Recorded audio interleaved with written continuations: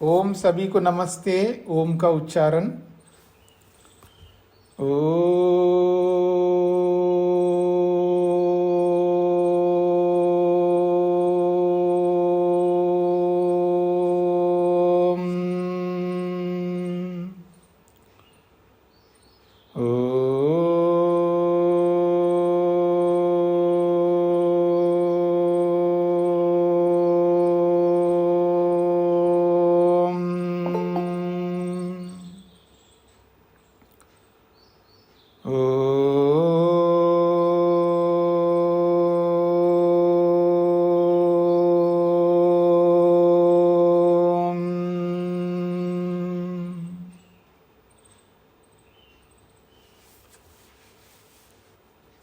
न्याय दर्शन की 253वीं कक्षा।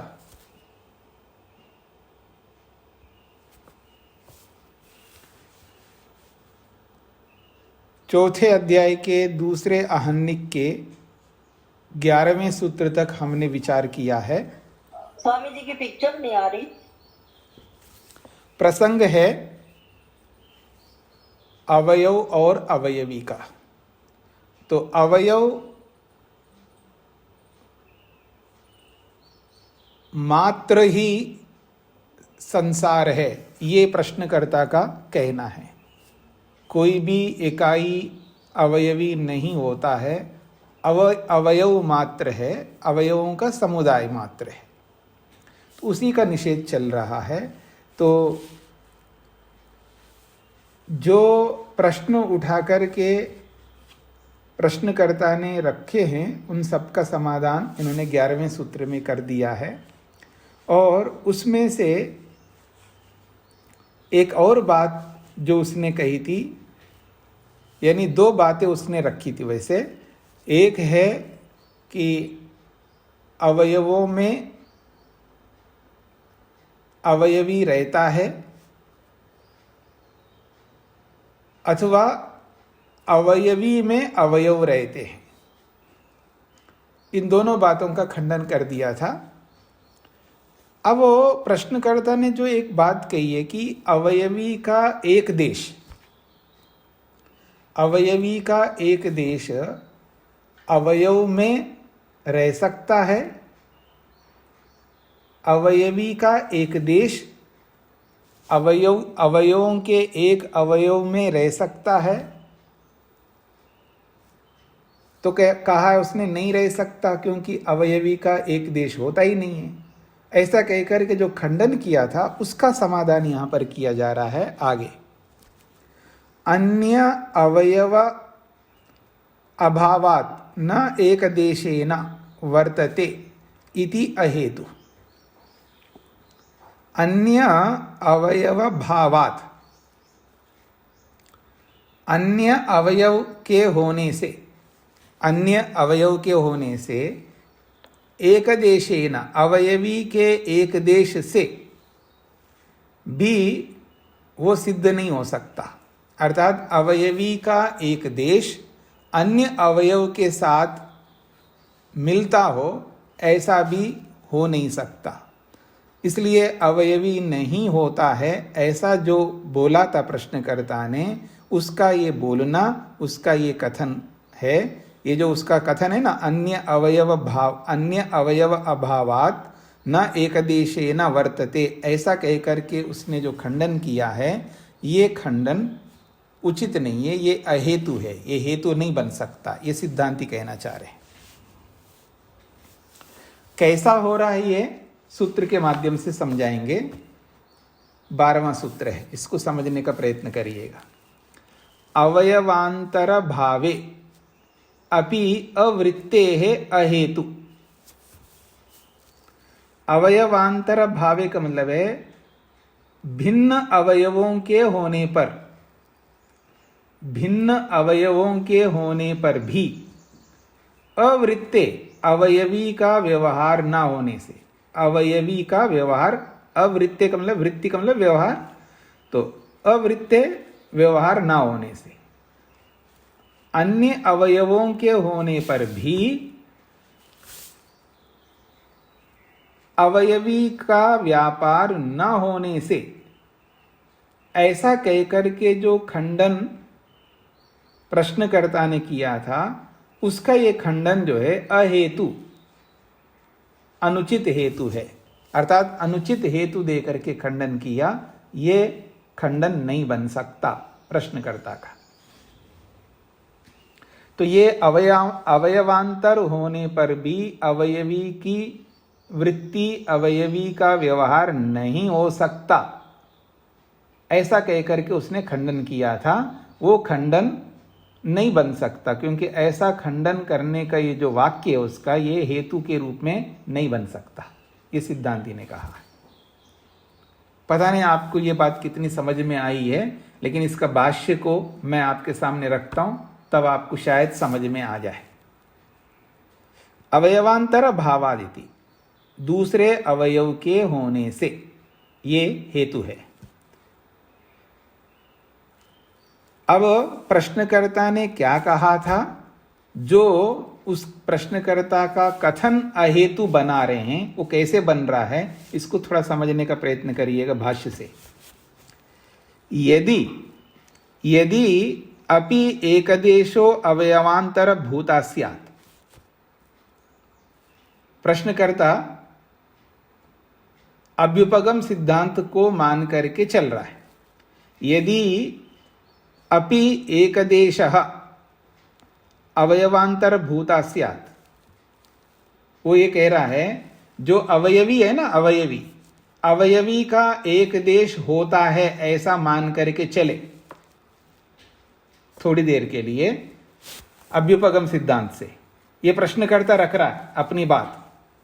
यदि अपि एक देश, अर्थात यदि एक देश, किसका एक देश? अवयवी का एक देश। तो वो एक देश जो है अवयवांतर भूता, वो एक देश अलग होगा अवयवी से, तो वो अवयवांतर के रूप में, यानी भिन्न अवयव के रूप में मान भी ले हो, तथा अपि, तब भी अवयवे अवयवांतरम वर्तेता, अवयव में दूसरा अवयव आ गया है, ऐसा मानना होता है। न अवयवी, फिर वहां अवयवी उसको नहीं कह सकते। आप मेरी ओर देखिएगा, इस कथन को आप ऐसे समझ लीजिएगा। ये क्या है? एक अवयवी है, ठीक है जी। अब इस अवयवी का एक देश का मतलब एक कोना, तो वो क्या हो गया? अवयवी का एक अवयव हो जाएगा वो भी, ठीक है भाई। अवयवी का एक देश का मतलब क्या होता है? इस पूरे अवयवी का एक देश का मतलब एक भाग, एक अंश। मान करके चलिए कि अवयवी का एक देश होता है, अवयवी का एक भाग होता है। मान करके चलिए का मतलब समझ रहे हैं ना आप लोग? अभ्युपगम सिद्धांत से थोड़ी देर के लिए हम मानते हैं इस पूरे अवयवी का एक देश होता भी है। तो ये जो एक देश है, ये एक देश अवयव के साथ जुड़ जाए। अवयवी के अतिरिक्त कौन होते हैं? अवयव होते हैं। तो जो अवयव होते हैं, उस अवयव के साथ ये अवयवी का एक देश जुड़ भी जाए तो क्या होगा जी? तो अवयव अवयव के साथ जुड़ा है, ये माना जाएगा। ये स्पष्ट हो रहा है? तो अवयवी कहां जुड़ा है फिर? अवयव के साथ अवयवी कहां जुड़ा है? अवयवी तो जुड़ा नहीं है। तो जुड़ा कौन है? अवयवी का एक देश अवयव के साथ जुड़ा है, ये मानना होगा, तब भी अवयवी का व्यवहार नहीं होगा। ये प्रश्नकर्ता कहना चाह रहा है। ये स्पष्ट हो गया आप लोगों को? ये तभी स्पष्ट हो गया ना, जो पीछे की जो बातें आप याद रखेंगे। जो पीछे जो बातें कही गई है, वो जो चौथे सूत्र में, पांचवें सूत्र में, छठे सूत्र में, सातवें सूत्र में, आठवें सूत्र में जो बातें कही है ना, उन बातों में से एक ये भी बात थी प्रश्नकर्ता की। तो वो बात मन में रखिएगा, तो ये बात यहां पर समझ में आ जाएगी आपको। अवयवी का एक देश अवयव के साथ जुड़ता है, अगर ऐसा मानो तो भी नहीं जुड़ सकता, क्योंकि तब भी अवयवी का एक देश भी तो एक अवयव होगा और एक अवयव दूसरे अवयव के साथ जुड़ा है, ये मानना होगा। तो अवयवों में अवयवी कहाँ रहा? जिस अवयवी का क्या बोलते आप, जिस अवयवी का आप पक्ष ले रहे हो सिद्धांती, वो अवयवी कहाँ रहा? अवयवों में अवयवी रहता है, ऐसा जो आपका कथन है वो तो सिद्ध नहीं हो रहा है, क्योंकि अवयवों में अवयवी रह नहीं सकता, इसका तो हमने खंडन कर दिया था। चलो अवयवी का एक देश जो है अवयव में रहता हो तो भी नहीं रह सकता। क्यों नहीं रह सकता? क्योंकि अवयवी का एक देश भी तो एक अवयव है, तो अवयव अवयव में रहता है, ये सिद्ध होगा। तब भी अवयवी तो नहीं मानी जा रही ना, अवयवी को तो माना ही नहीं जा रहा है। तब भी अवयवी कहाँ आ गया? अवयवी की तो सिद्धि हो नहीं रही है। तो अवयवी के एक देश को अवयव के साथ जोड़ लोगे तब भी अवयव अवयव के साथ जुड़ा है ऐसा माना जाएगा। अवयवी की तो सिद्धि हो नहीं रही है, इसलिए अवयवी नहीं होता है। ऐसा जो इसने बोला है उसी बोली को अब सिद्धांती इसका उत्तर देंगे। पहले उसके पक्ष को दोहराया है यहां पर इन्होंने। अब देखिएगा, यदि अपि एकदेशो अवयवांतर भूता स्यात्, यदि एक देश का मतलब है अवयवी का एक देश, वो अवयवांतर के रूप में है ऐसा मान ले थोड़ी देर के लिए, तथा अपि तब भी, तो क्या होगा ऐसा मानने पर?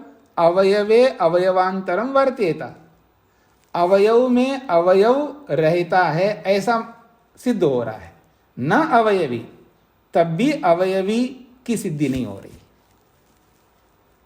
अब स्पष्ट हो गया?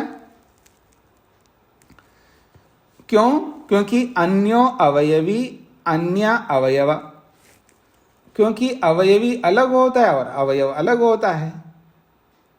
तो अवयव और अवयवी तो मिल सकते हैं, अवयव अवयव को मिला रहे हो तो अवयवी कहाँ रहा आपका? अपि अवृत्ते अवयवी न, इसलिए अवयवी का व्यवहार ही नहीं हो पा रहा है।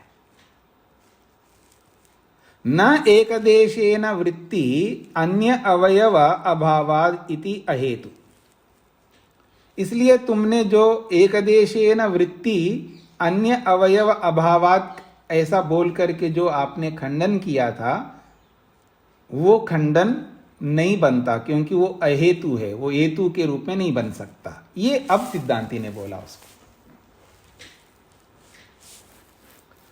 हाँ जी, कुछ स्पष्ट हो गया आप लोगों को? हाँ शेखर जी। जी स्वामी जी, स्पष्ट हो रहा है, ठीक है। स्पष्ट हो रहा है स्वामी जी। अब ये थोड़ा सा प्रश्न ये उठ रहा है कि अवयवी एक अवयव से भी हो सकता है, और मतलब अब आधे अवयवी अवयव से कोई चीज बनती है तो उसको क्या कहेंगे? एक मतलब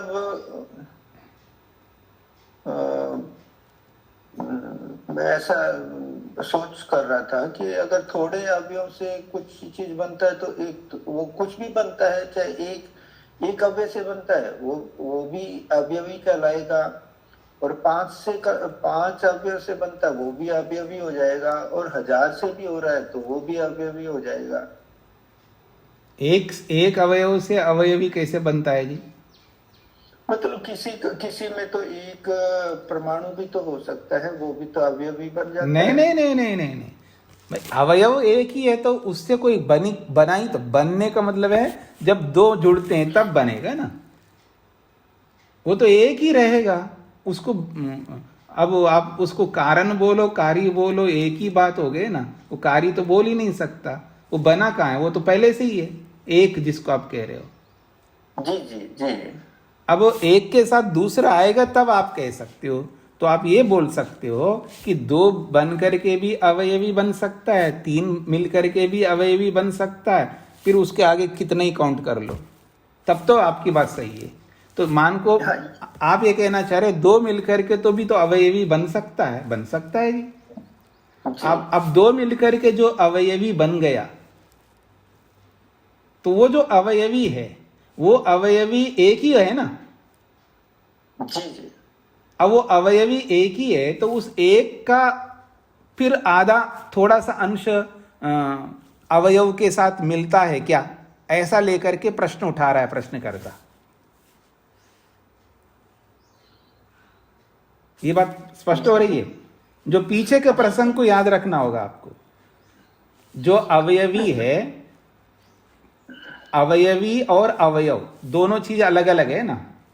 हम वो कह रहा है अवयव मात्र होते हैं, हम कह रहे हैं अवयवी भी होता है। तो उस अवयवी को वो स्वीकार नहीं कर रहा है। तो ये बताना चाह रहा है कि अवयवी हो नहीं सकता। क्यों नहीं हो सकता? यदि अवयवी जिसको आप कह रहे हो वो अवयवी कहाँ रहता है, क्या अवयवों में रहता है? तो ये दिखाया था कि अवयवी अवयव में नहीं रह सकता। क्यों नहीं रह सकता? परिमाण भेद होने से, ऐसा कह करके खंडन कर दिया था। फिर दूसरी बात वो ये कही है, अच्छा मान लीजिए वो तो सिद्ध नहीं हो रहा है, तो आप ये मान करके चलो अवयवी का एक अंश, अवयवी का एक अंश क्या अवयव में रह सकता है? तो भी नहीं रह सकता। तो क्यों नहीं रह सकता? तो वो ये कहना चाह रहा है कि अवयवी का एक अंश तो हो नहीं सकता, पहली बात, क्योंकि अवयवी ये तो एक ही है, उसका एक अंश कहाँ होगा? तो अवयवी का एक अंश हो नहीं सकता। मान के चले थोड़ी देर के लिए अवयवी का एक अंश होता है, तो वो एक अंश किस में मिलेगा? अवयव के साथ मिलेगा। तो फिर अवयव अवयव के साथ मिला है ना, अवयव के साथ अवयवी कहाँ मिला? इसलिए अवयवी नहीं हो सकता। उसी का खंडन कर रहे हैं यहाँ पर, उसी का खंडन कर रहे हैं यहाँ पर। जी जी।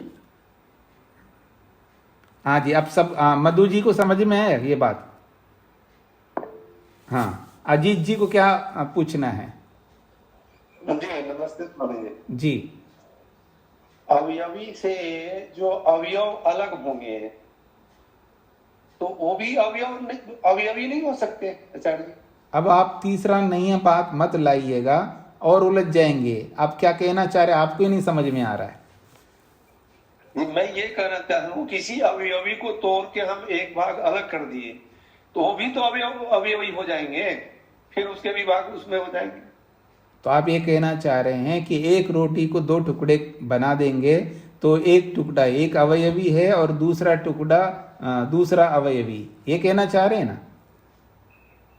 जी रोटी तो रहेगा नहीं, जो मेरे आपने जो बोला है उसको मैं इस तरह बता रहा हूं कि एक रोटी थी, अब उस एक रोटी को दो रोटी मतलब दो विभाग कर दिया, तो एक विभाग भी एक अवयवी है, दूसरा विभाग भी एक अवयवी, ऐसा कहना चाह रहे हैं आप?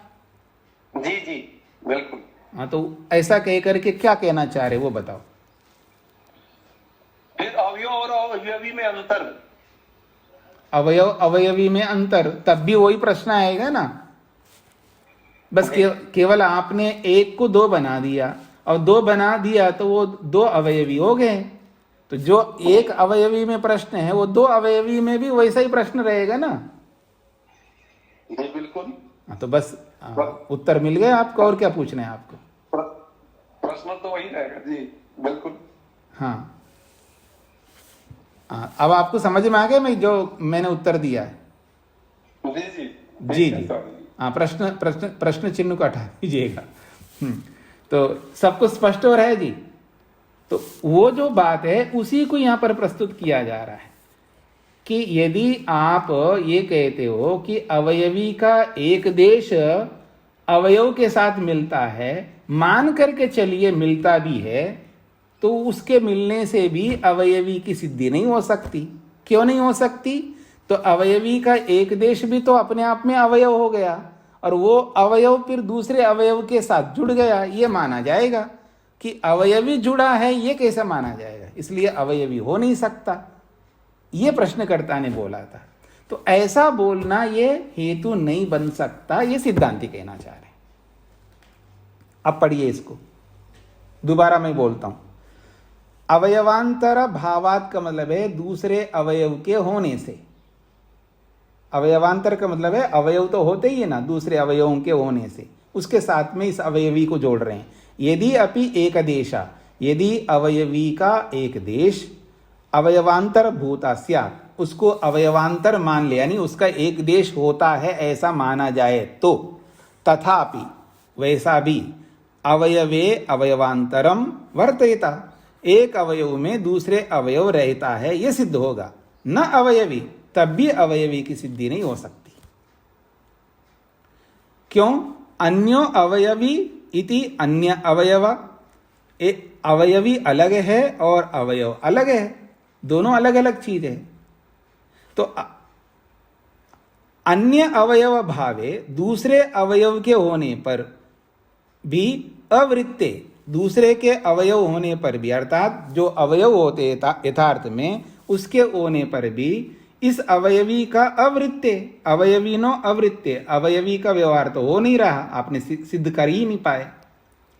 अवयवी का व्यापार आपने कहाँ दिखाया है? आपने तो अवयव अवयव के साथ मिलते ये दिखाया है, तब भी अवयवी का व्यवहार तो नहीं हो पाया।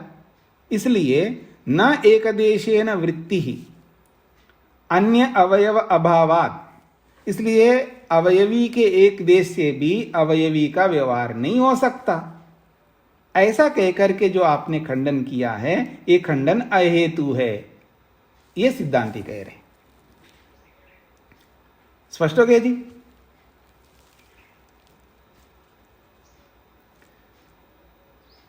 अब वृत्ति को लेकर के, व्यापार को लेकर के बता रहे हैं। जो वृत्ति शब्द का आपने प्रयोग किया है, आखिर इस वृत्ति का क्या अर्थ है? वृत्ति कथमिति चेत, इसको आप वृत्ति कैसे कह रहे हो, ये व्यापार कैसे कह रहे हो? तो उस वृत्ति को समझा रहे हैं। व्यापार का मतलब है अवयव अवयवी, तो अवयवी का व्यापार हो रहा है, अवयवी अवयवों में रहता है, ठीक है ना जी? अवयवी अवयवों में रहता है तभी उसका व्यापार होता है, अर्थात तभी उस अवयवी का व्यवहार होता है। व्यापार का मतलब व्यवहार। तो अवयवों में अवयवी रहता है तभी व्यवहार होता है। तो ये किस आधार पर आप कह रहे हो? इस वृत्ति का आधार क्या है आपका? इस व्यापार का, इस व्यवहार का आधार क्या है ये बताइए। तो वृत्ति कथमिति चेत, प्रश्न स्पष्ट हो गया जी?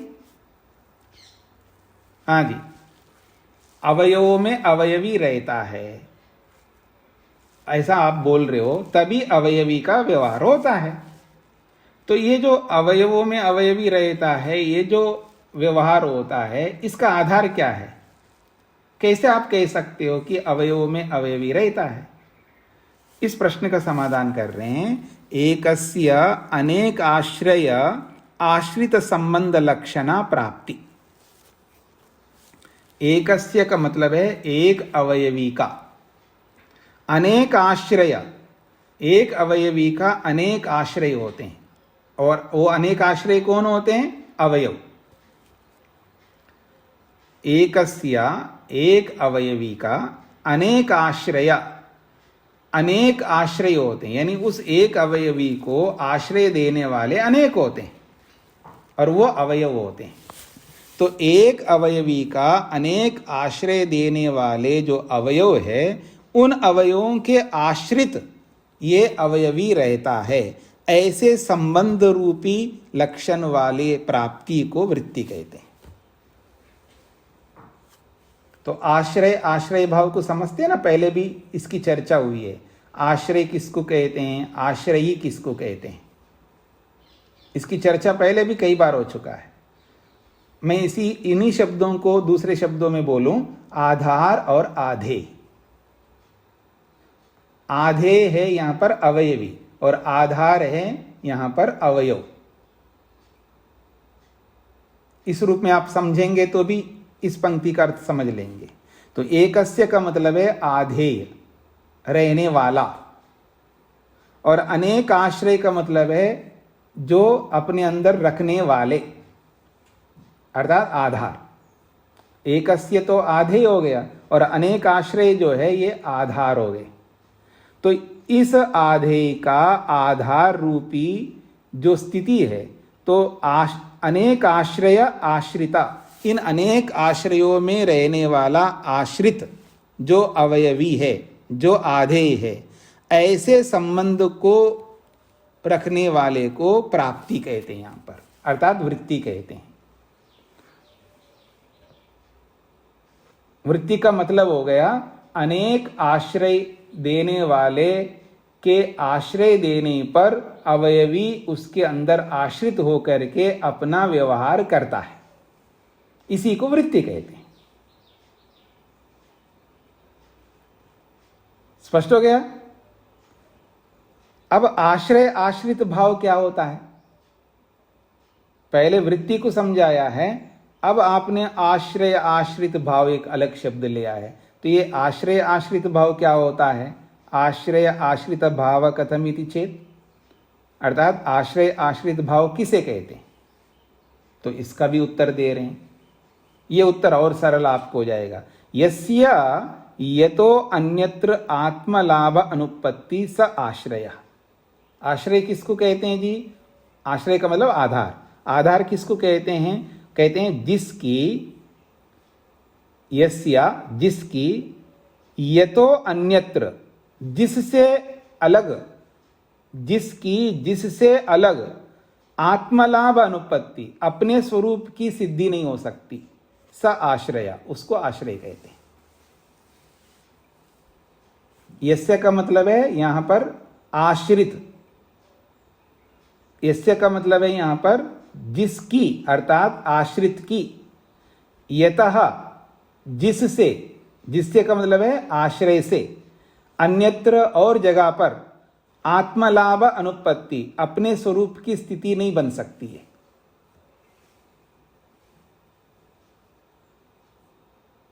ये स्पष्ट हो रहा है? इसको मैं और थोड़ा अलग शब्दों में बोलूंगा। आप मेरे को देखिए एक बार, ये जो कपड़ा है ना, ये जो कपड़ा दिख रहा है मेरा उत्तरी है, कैसा दिख रहा है आपको? कैसे दिख रहा है का मतलब सफेद दिख रहा है, काला दिख रहा है, कैसा दिख रहा है आपको? लाल दिख, हाँ गेरुआ कलर दिख रहा है। तो ये गेरुआ कलर जो है, इस गेरुआ कलर का आश्रय कौन है? कपड़ा। स्पष्ट हो रहा है? गेरुआ कलर का, कलर का मतलब रूप, तो इस रूप का आश्रय कौन है? आश्रय का मतलब आधार कौन है? कपड़ा। तो कपड़े में कौन रह रहा है? रूप रह रहा है। तो वो रूप कौन है? आश्रित। एक आश्रय है और एक आश्रित है। इसी को मैं बोलूं एक आधार है और एक आधेय है। अब कह रहे हैं आश्रय आश्रित भाव का मतलब क्या है? तो इसका मतलब समझा रहे हैं, जो जिसकी का मतलब है जिस रूप की, यथा अन्यत्र यानी जिस कपड़े से अलग आत्मलाभ नहीं हो सकता, अर्थात इस कपड़े से अलग ये गेरुआ नहीं रह सकता।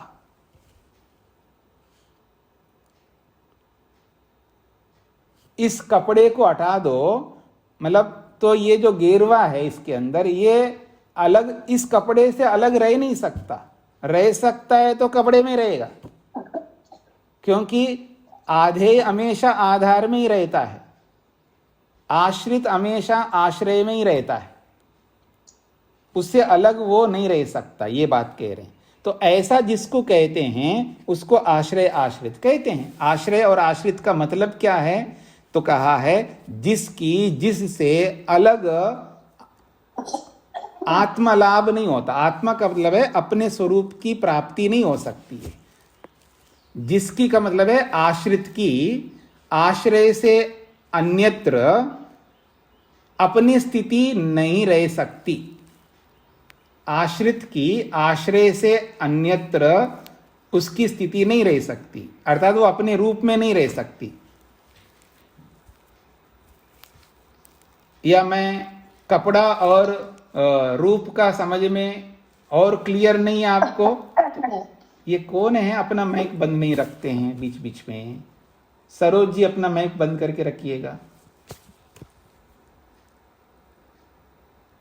हाँ जी, तो देखिएगा, आत्मा है ना, आत्मा, आत्मा में क्या है? इच्छा है, आत्मा में प्रयत्न है। तो इच्छा का आधार कौन है? आत्मा है। तो इच्छा का आश्रय कौन है? आत्मा है। आधार बोलो आश्रय बोलो, एक ही बात है। और इस आश्रय में कौन रह रहा है? इच्छा रह रहा है, या रही जो भी बोल सकते आप।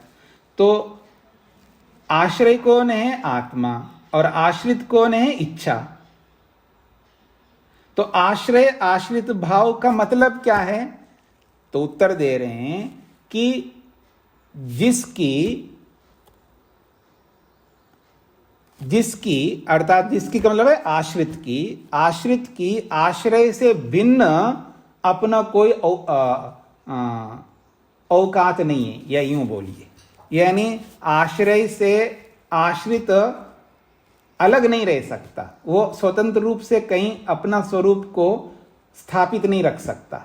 अगर इच्छा अपने स्वरूप को स्थापित कर सकती है तो आत्मा में रह करके ही स्थापित कर सकती है। यदि उस आत्मा को हटा दो तो इच्छा का कोई अपना औकात नहीं है, अस्तित्व नहीं है, ऐसा कह सकते हैं। स्पष्ट हो गया अब आप लोगों को? आत्मलाभ का मतलब ये है, यानी अपना स्वरूप को स्थापित नहीं रख सकता वो, यदि आश्रय को हटा दिया जाए। इसी को आश्रय आश्रित भाव कहते हैं। आश्रय आश्रित भाव का मतलब है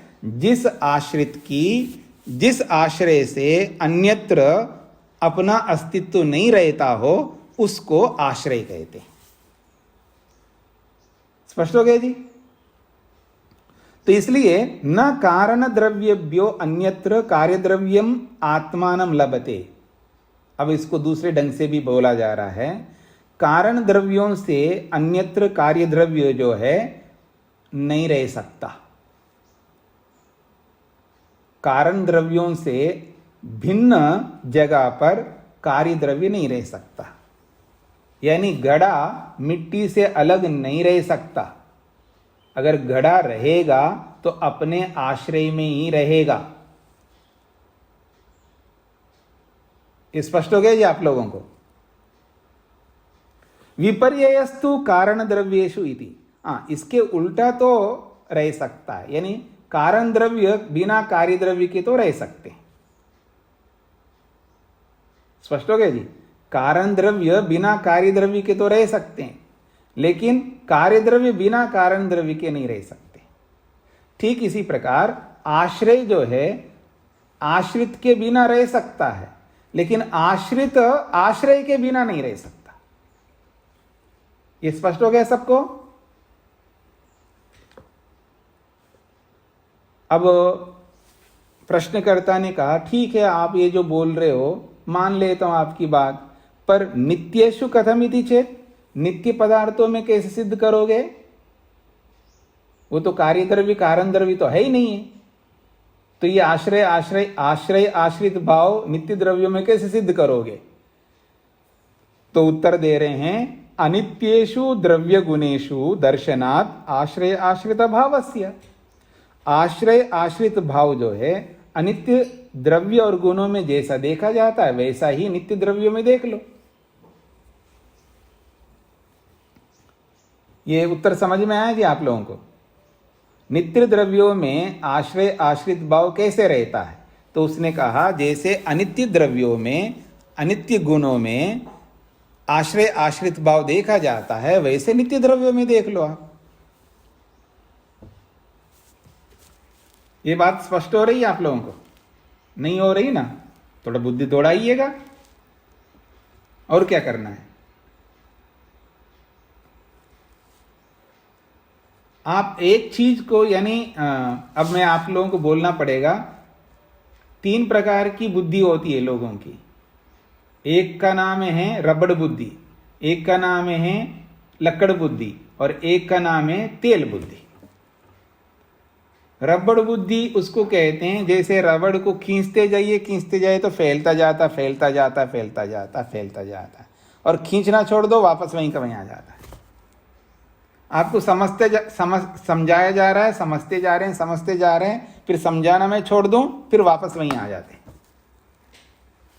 ऐसे लोगों को रबड़ बुद्धि कहते हैं। स्पष्ट हो गया। और दूसरी बुद्धि वो होती है जिसको कहते हैं लक्कड़ बुद्धि। लक्कड़ बुद्धि उसको कहते हैं, लकड़ी में जैसे जितना छेद करो उतना ही आता है। जितना छेद किया, अगर आप 1 इंच छेद किया मोटी लकड़ी में, तो वो 1 इंच ही रहेगी। वो 2 इंच छेद किया तो 2 इंच ही रहेगी। वो जितना छेद करोगे उतना ही आता है। तो लक्कड़ बुद्धि वाले को जितना बताते हैं उतना ही आता है। उस जैसी और दूसरी बात बोलेंगे तो उसको समझ में नहीं आता। उसको लक्कड़ बुद्धि कहते हैं। और तेल बुद्धि उसको कहते हैं कि आप लोग कुछ लिखते भी होंगे ना, नोटबुक भी होता होगा आपके पास में। नोटबुक का एक कागज फाड़ लो, कभी तो तेल लगाते ही होंगे। आजकल लोग तेल लगाते नहीं ना, तो कभी कभी तो लगाते ही होंगे। लगा के फिर भले स्नान करते होंगे, तो तेल लगाते हो ना, तो वो जो तेल है, उस तेल का एक बूंद जो है उस पेपर में डाल दीजिएगा।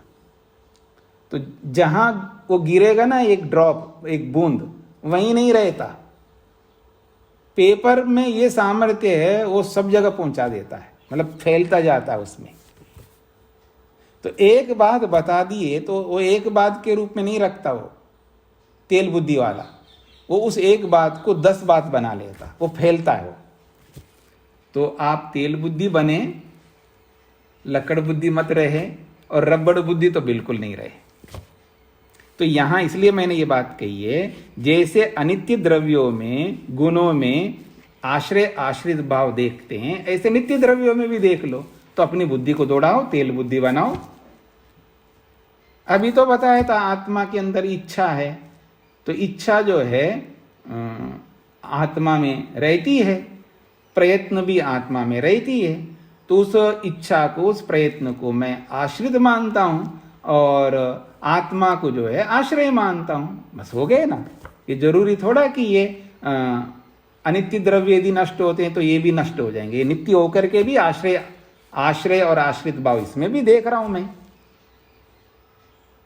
अब स्पष्ट हो गया आप लोगों को।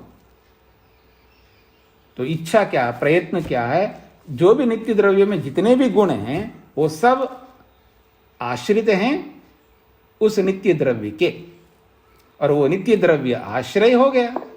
तो आश्रय आश्रित भाव जो है नित्य द्रव्य में भी देख सकता हूं मैं। कैसे? जैसे अनित्य द्रव्य में देख रहा हूं मैं प्रत्यक्ष। बस इतना अंतर है, वो प्रत्यक्ष है उस जैसा इसमें मानता हूं, इसका अनुमान हो जाएगा। इतनी सी बात है। अब स्पष्ट हो गया जी आप लोगों को। तस्मात्, इसलिए अवयवी अभिमान प्रतिषिध्यते प्रतिषिध्यते निश्रेयस कामस्य न अवयवी। तो अंत में उपसंहार कर रहे हैं, तस्मात्, अवयवी तो होता ही है। केवल यहां आप आश्रय आश्रित भाव को समझ लो तो आपको कोई समस्या नहीं आएगी। सिद्धांती प्रश्नकर्ता को कह रहे हैं, भाई अवयवी जो है आश्रित है और अवयव जो है आश्रय है। तो अवयवी होता है, अपने अवयवों में ही रहता है। उसको शब्दों में उलझा करके मत खंडन करो। इसका समाधान कर दिया था ना। तो इसलिए अवयवों में अवयवी रहता है। ऐसा होगा तो नहीं रहेगा, ऐसा होगा तो नहीं रहेगा, ऐसा कह करके मत खंडन करो।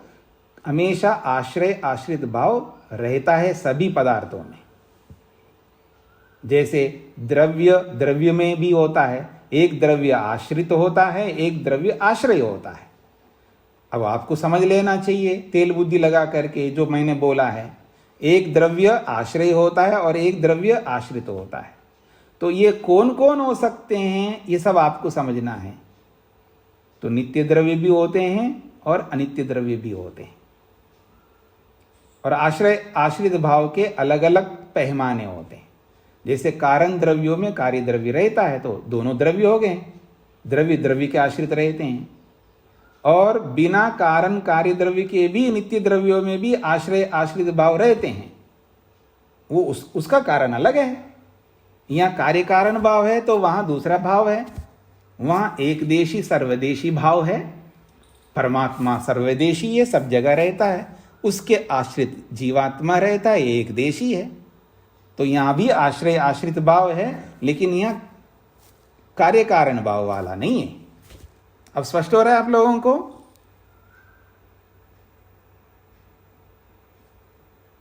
देख, जब मैं ये बोलता हूं तो आप तुरंत हाथ, ना तो हाथ का चिन्ह देते ना हाथ उठा करके बताते, मैं कैसे समझूंगा? तो सरल समझ स्पष्ट हो रहा है ना आप लोगों को?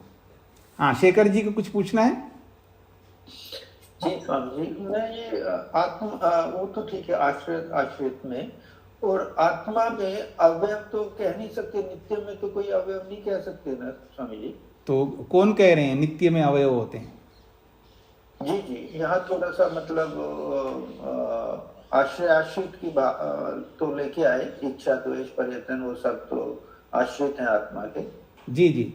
लेकिन नित्य नित्य की बात आई थी, तो यहाँ नित्य में तो हम अवयव नहीं ला सकते ना? नहीं, नित्य में बात नित्य भी कह रहे हैं, अवयव कैसे कहेंगे? नित्य का मतलब है जिसमें अवयव नहीं होते, वही तो नित्य है। जी जी। केवल ये दिखा रहे हैं यहाँ पर, प्रश्नकर्ता ने कहा कि इसमें तो आप आश्रय आश्रय आश्रय और आश्रित भाव दिखा रहे हो, लेकिन नित्य द्रव्य में कैसे दिखाओगे? तो उसका पूछने के पीछे उसमें तो अवयव नहीं होते हैं जैसा आप कहना चाह रहे हैं, तो उसमें कैसे आश्रय आश्रित भाव दिखाओगे? तो कह रहे दिखा सकते उसमें भी, जैसे इन अनित्य द्रव्यों में देख रहे हो ऐसे देखेंगे। कैसे देखेंगे ये हमको समझना है, वो मैंने समझा दिया। जैसे गुण और गुणी, नित्य द्रव्य भी, नित्य द्रव्यों में भी तो गुण होते हैं ना, तो उनके गुण जो है वो नित्य द्रव्यों में रहते हैं। गुण भी नित्य है और द्रव्य भी नित्य है, तो नित्य गुण नित्य द्रव्य में रहते हैं, तो आश्रय आश्रित भाव उसमें भी बनता है। जी जी, जैसे मैं पीछे पूछ रहा था ना स्वामी जी, तो एक ही अवयव से ये आत्मा अवयव कह लो या अवयवी कह लो, ऐसा नहीं, इसमें गलत है, ये स्टेटमेंट गलत है। हाँ, मतलब आत्मा में नित्य पदार्थ में चाहे वो चेतन हो या जड़ हो, नित्य पदार्थ में अवयव अवयवी का प्रयोग नहीं होता है। जी। जो अनित्य पदार्थ होते हैं ना, वहां पर ही अवयव और अवयवी का प्रयोग होता है। जी जी। तो सृष्टि में ही अवयव अवयवी का प्रयोग हो रहा है। जो नित्य है, जैसे सत्वर स्तंभ आप कहो, तो सत्वर स्तंभ की स्थिति में ही रखना है हमको, उसको और अपेक्षा लेना नहीं है, सृष्टि की अपेक्षा नहीं देखना है, प्रलय की अपेक्षा देखना है। निरपेक्ष होकर के देखें ना, तो बस सत्वर स्तंभ है, तो उसमें भी अवयव अवयवी का प्रयोग नहीं होगा। अवयव अवयवी का प्रयोग तभी करेंगे हम जब सृष्टि और प्रलय को ध्यान में रख करके देखेंगे तो। जी, और यहाँ ये नित्य को लेके आए, यहाँ सिर्फ आश्रित का को दिखाने के लिए लेके आए नित्य का। हाँ जी, हाँ जी, आश्रय यानी वो ये दिखाना चाहते हैं। प्रश्नकर्ता ने कहा कि आपने जो ये उदाहरण दिया आश्रय आश्रित भाव का, तो उसमें क्या नित्य द्रव्यों में कैसे दिखाओगे आश्रय आश्रित भाव? तो उसने कहा उसमें भी दिखा सकते हैं, जैसे अनित्य पदार्थों में देख रहे हो वैसे ही उसमें देखो। इसका मतलब अवयव अवयवी के रूप में तो देख नहीं सकते, फिर क्या देख सकते हैं? ये हमें हुआ करनी है जी। तो वो उस हुआ में यही निकल के आएंगे, क्योंकि आश्रय आश्रित भाव के बहुत सारे कारण होते हैं ना, जैसे अभी मैंने बोला है, धर्म धर्मी, गुण गुणी, कार्य द्रव्य कारण द्रव्य, और गुण और गुणी, इस तरह का। तो कोई भी एक कारण बन सकता है आश्रय आश्रित का।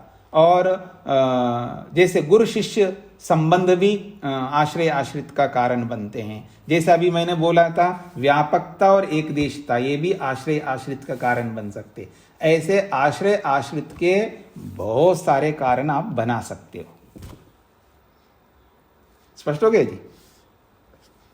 अंत में जो बात, मुख्य बात कहना चाह रहे हैं, उस पर ध्यान दीजिएगा सभी लोग। तस्मात् अवयवी अभिमानः प्रतिषिध्यते निःश्रेयस कामस्य।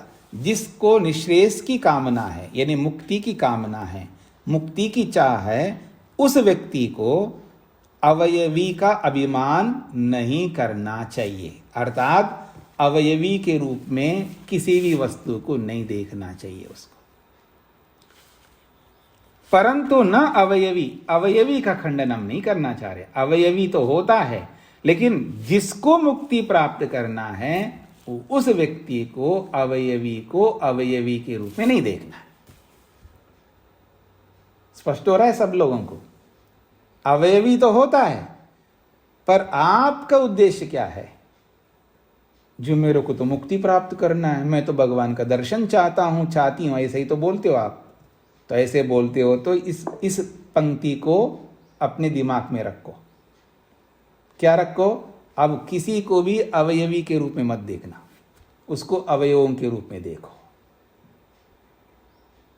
दोनों में से एक काम करना होगा। मेरे बस की बात नहीं जी, मेरे को ये नहीं देख सकता, तो फिर वो बात छोड़ दो। मेरे को भगवान का दर्शन करना है, मैं भगवान को भी देखना चाहती हूँ, चाहता हूँ, मेरा भी कल्याण होगा, ये भगवान मेरे को भी उठा लो, मुक्ति में ले जाओ, ये सब छोड़ो फिर। दोनों में से एक करना पड़ेगा आप। ये स्पष्ट हो रहा है सबको? समझने का प्रयत्न करना। दोनों में से एक काम करना है। यदि वैसा चाहते हो आप स्वतंत्र हैं, आप मत चाहना भगवान को, मुक्ति को, तो फिर आप जो देख रहे हो देखो, जो आनंद ले रहे हो ले रहो, फिर उसके साथ में जो दुख मिलेंगे उसको भोगो। फिर वहां चींचा चाचा नहीं करना है हमको, फिर बस शांति से भोगो जी, कोई बात नहीं। आप वैसे भी बोलते रहते ना, देखो जी सुख पाने के लिए दुख तो भोगने ही पड़ते हैं, तो भोगो ना। फिर क्यों दुखी हो रहे हो? क्यों स्ट्रेस में आ रहे हो? क्यों परेशान हो रहे हो? क्यों रो रहे हो? आप मत रो ना। आपको पता ही है ना पहले से, सुख पाने के लिए दुख तो पाना पड़ता है, तो दुख पाते रहो। मुसीबत भी आएंगे, आंधी भी आएगी, तूफान भी आएगा, और भूकंप भी होगा, होते ही रहते बीच बीच में। एक दिन हम एक जगह बैठे थे, ऐसे ऐसे झूल रहा था मकान।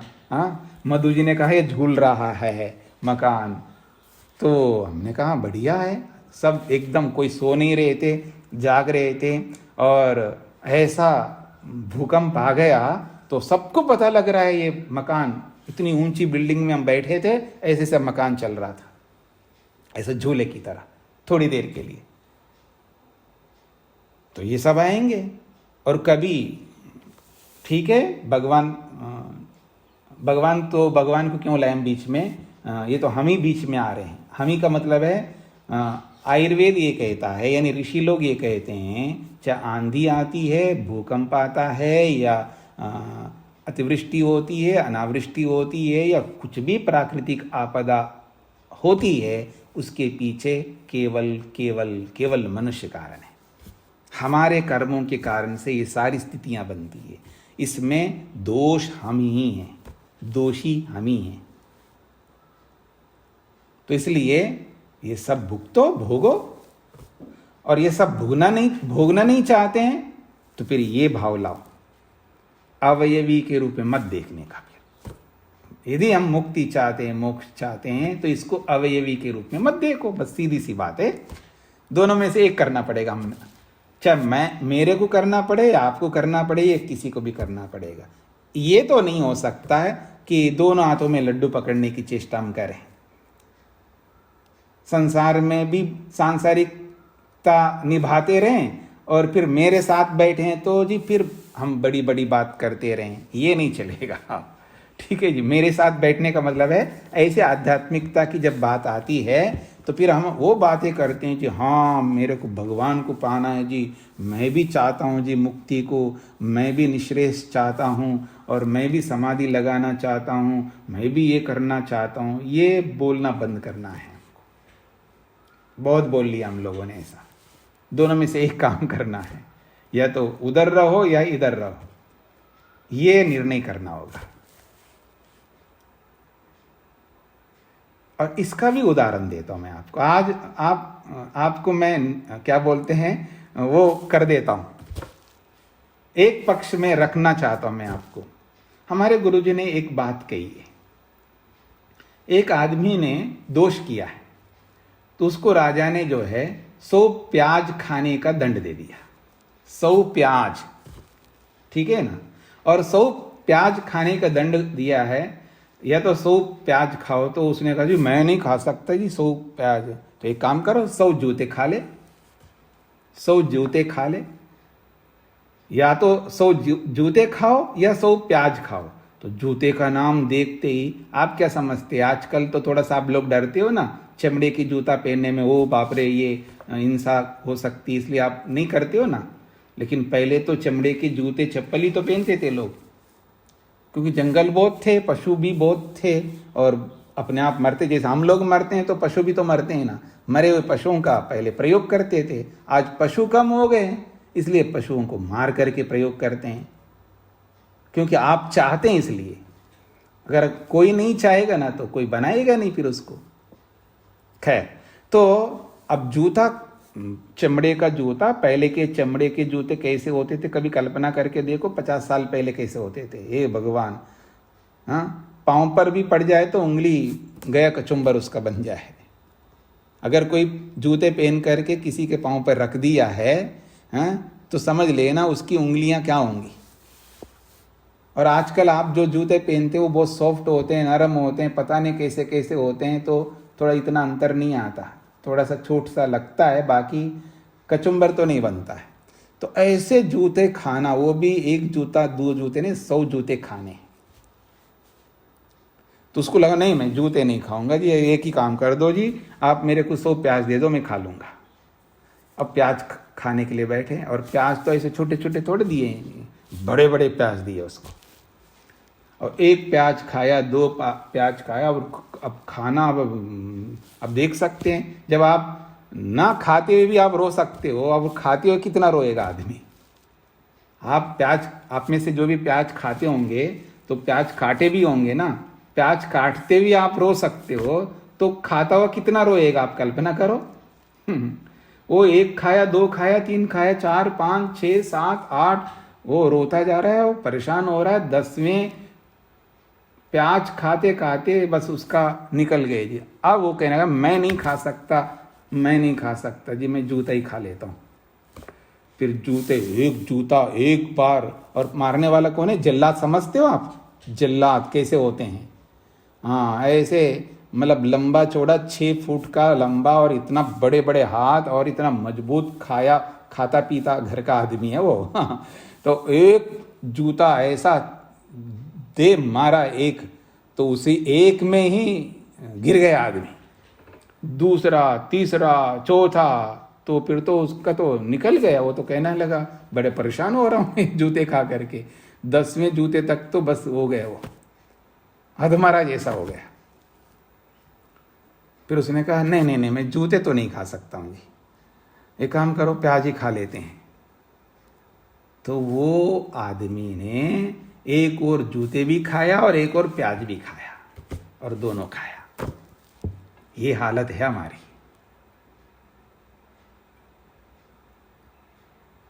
कुछ समझ में आ रहा है आप लोगों को? हाँ, ऐसे मत बनो। कुछ समय के लिए जो है हम जो है मुक्ति के प्रसंग में, और मुक्ति जैसे हो बस हाथ जोड़ेंगे और संध्या करेंगे या ध्यान करेंगे और ओ बस करते जाएंगे। कुछ दिन के बाद में ऐसा होता हे भगवान, ये तो मेरे बस की बात नहीं, छोड़ो ना। फिर कुछ भी करने लगता है आदमी, फिर वो कर करके परेशान होकर के फिर ये करने लगता है। कुछ समय वो करता है, कुछ समय ये करता है, न इधर रहता है न उधर रहता है, और बीच में फंस करके वैसे रहता है। तो ऐसा ना बने हम प्याज भी खायम और जूते भी खायम। इसलिए एक पक्ष में होना है हम सबको। हाँ जी, माता शकुंतला जी को इसमें भी क्या पूछना है, बोलिएगा। स्वामी जी प्रणाम जी। मुझे कुछ एक बात जरा मैं जानना चाहती हूँ कि जैसे इन्होंने कहा कि अगर तत्वदर्शी बनना है, जैसे अभी आप बता रहे थे जी, तो उसके लिए जो अवयवी है वो अवयव में रहता है, लेकिन सामान्य रूप से जो अवयवी है मतलब उसके हिसाब से ठीक है, वो मुझे समझ में आ गई है कि भाई अवयवी अवयवों में रहता है। लेकिन वैसे तो अवयवी हम हैं और अवयव हमारे हाथ पैर हमारे अंग है, तो इनमें तो हम रहते नहीं हैं। अवयवी में तो अंग रहते हैं, अवयव रहते हैं, लेकिन अवयवों में तो अवयव ही नहीं रहते।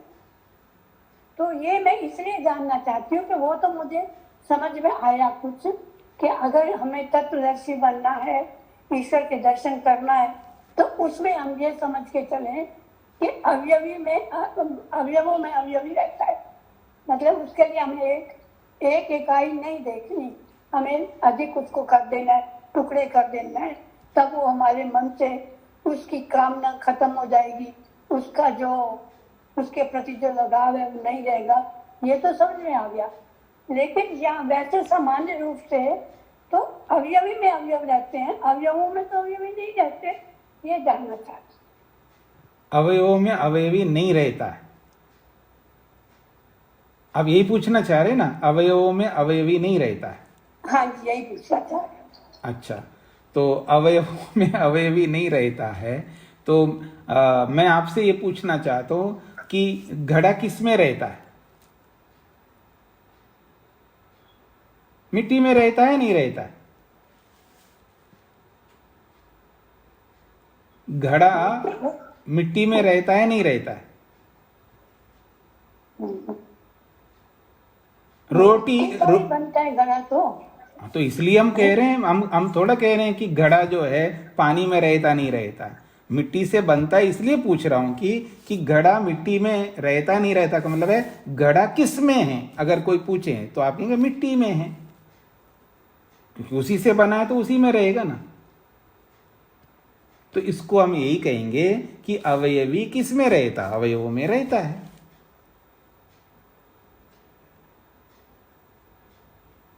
अब आप कहना चाह रहे हैं कि अवयव अवयवी में रहते हैं, लेकिन अवयवी अवयवों में कैसे रहता है?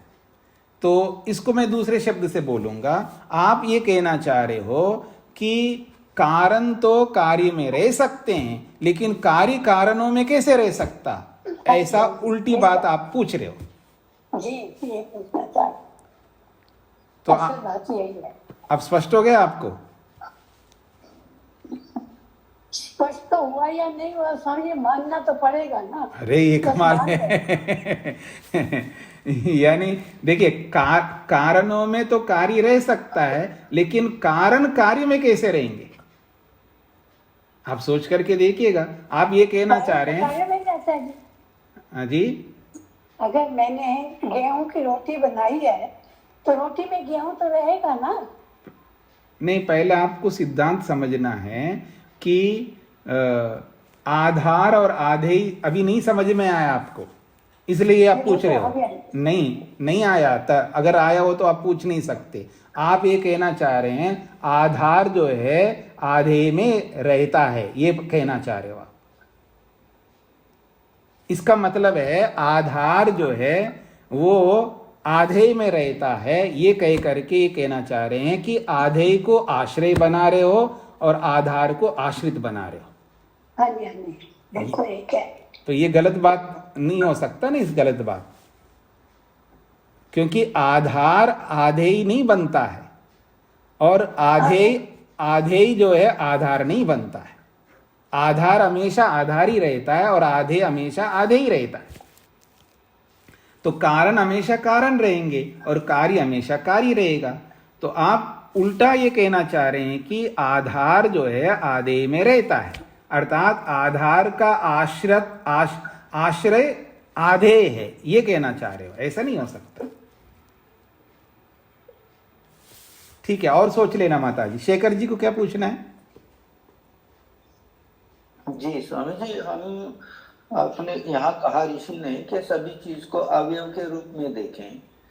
अगर ऐसा देखें तो स्वामी जी तो सारा ही मतलब जीवन बिल्कुल नीरस हो जाएगा, और वो नीरस व्यक्ति कैसे मोक्ष की इच्छा करेगा? मतलब हम कहेंगे कि देखो फूल की सुंदरता है, फूल में खुशबू है, जहां भी देखेंगे परमात्मा की क्रिएशन है, मतलब उसमें जब तक हम पॉजिटिविटी से नहीं देखेंगे, एक राग की बात, राग द्वेष एक बात है, और एक परमात्मा का मतलब सौंदर्य उसमें नहीं देखेंगे, तो हम मोक्ष की तरफ कैसे जाएंगे?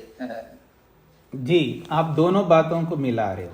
दोनों बातों का मतलब है साधारण व्यक्ति और विशेष व्यक्ति दोनों को आपस में नहीं मिला सकते। साधारण व्यक्ति तो ऐसा देख ही नहीं सकता, उसकी बात ही नहीं चल रही है। बात चल रही है विशेष व्यक्ति की। विशेष व्यक्ति का मतलब है मुमुक्षु व्यक्ति की, और मुमुक्षु हर कोई नहीं होता है ना। देखिए, मैं मुक्ति चाहता हूं इतने मात्र से वो मुमुक्षु नहीं होता है। मैं मुक्ति चाहता हूं, उसके लिए जो मेहनत करता है वो विवेक को प्राप्त कर रहा होता है, और वो सब सारे काम उसके मुक्ति को ध्यान में रख करके हो रहे होते हैं। उस आदमी को अवयवी के रूप में नहीं देखना। तो आपने कहा कि फिर वो नीरस नहीं होगा। नीरस क्यों होगा? वो विद्यावान है। नीरस तो वो होता है जो अविद्या के साथ में जी रहा होता है, और जिसका लक्ष्य जो है निश्रेयस नहीं है, उसका लक्ष्य तो संसार है। अब संसारिक व्यक्ति को मैं ये कहूं कि आप इसको अवयवी के रूप में मत देखना, इसको अवयवों के रूप में देखना, तो वो ऐसा देख देख करके वो तो नीरस हो जाएगा और वो पागल हो जाएगा। ऐसा होते भी ये लोग। अयोग्य व्यक्ति जब वो काम करने लगते हैं तो वो और गर्त में चले जाते वो लोग। उनकी बात ही नहीं कर रहे हम योग्य व्यक्ति की बात कर रहे हैं। ये योग्य व्यक्ति देख सकता है ना, हर कोई तो नहीं देख सकता ऐसा, और ना हर व्यक्ति के लिए ये उपदेश है। इसलिए मैं इस बात को हमेशा दोहराता जा रहा हूं, ये किसके लिए बोला जा रहा है? ये सबके लिए नहीं है। ये हर व्यक्ति ऐसा नहीं कर सकता। आप में से भी बहुत सारे इतने 50 आज तो रविवार के कारण से कम लोग जुड़े हुए हैं, समय भी हो गया, तो कुछ लोगों को चाहे वो कितने देर से आ सकते हैं, लेकिन थोड़ा सा 2-4-5 मिनट अतिरिक्त क्लास होता है तो वो लेफ्ट कर देते हैं वो लोग। यानी समय पर समाप्त करने में पक्के हैं, लेकिन समय पर आने में पक्के नहीं होते वो लोग। ऐसे लोग भी होते हैं संसार में। खैर, तो मैं ये कहना चाह रहा हूँ कि आज कम लोग हैं रविवार के कारण से, कि ये जो इतने लोग हम पढ़ रहे हैं, इन इतने लोगों में भी जो मुक्ति को केवल ध्यान में रख करके कितने लोग हो सकते हैं, वो अपने आप पर निर्भर करेगा। वो अपना परीक्षण कर सकते हैं कि मैं उसके योग्य हूं। तो अगर ऐसा लगता है तो इस बात को लेकर के चलना है उस व्यक्ति को। अगर वो योग्यता नहीं है लेकिन उस योग्यता को पाना चाहता हूं, तब भी इस बात को लेकर के चलना होगा, क्योंकि धीरे धीरे ही आएंगे, आगे बढ़ेंगे हम लोग। नहीं जी, मेरे को ये मेरे बस की बात नहीं है कि मैं इस स्थिति में इस स्थिति को मैं उद्देश्य नहीं बना सकता हूं, तो फिर उसके लिए ये कक्षा नहीं है, उसके लिए ये पाठ नहीं है, उसके लिए ये सिद्धांत नहीं है। फिर ऐसा है। ठीक है जी शेखर जी। जी स्वामी जी। तो अंतिम समय तक मुक्त जो मुक्ति की अभिलाषा रखता है, उसमें प्रेम, करुणा, दया सब तरह के वो तो रहेंगे ही रहेंगे। बिल्कुल रहेंगे। ऐसा है वो सारा, इसलिए तो कह रहे हैं ना अवयवी का निषेध नहीं करना चाहते हम, अभिमान का निषेध करना चाह रहे हैं। उसको अवयवी मान करके उसके प्रति राग, द्वेष, मोह आदि पैदा करने को ध्यान में रख करके उसको अवयवों के रूप में देखना है। बाकी व्यवहार में तो उसको अवयवी मान करके चलेंगे ही चलेंगे हम। ये तो कह रहे, इसलिए ना अवयवी का प्रतिषेध नहीं कर रहे हैं, अवयवी का अभिमान का प्रतिषेध कर रहे हैं। हाँ, यानी मैं इसको दूसरे शब्दों में इसका उदाहरण दिया, अंतिम बोल करके समाप्त करता हूं। यथा रूपादिषु मिथ्या संकल्प न रूपादय। रूपादि में जो हम मिथ्या संकल्प लेकर के जीते हैं उसका निषेध किया जा रहा है, ना कि रूपादि का निषेध किया जा रहा है। तो जैसे यहां है वैसे यहां समझ लेना चाहिए, ये कहना चाहते हैं भाष्यकार। तो 12वां सूत्र पूरा हो गया, इसको यहीं पर विराम देते हैं, और इस पर गंभीरता से विचार हम सबको करना चाहिए। जो बातें हुई है ये बहुत महत्वपूर्ण बातें हैं, यही बातें आगे के रास्ते को तय करेंगे, निर्णय करेंगे। ओम शांति शांति शांति ही। एक और बात है कि कल कक्षा नहीं होगी, इसलिए हमने आज रविवार के दिन कक्षा लिया है। कल विशेष कार्य के कारण से कक्षा बंद रहेगी, फिर हम परसों मिलेंगे।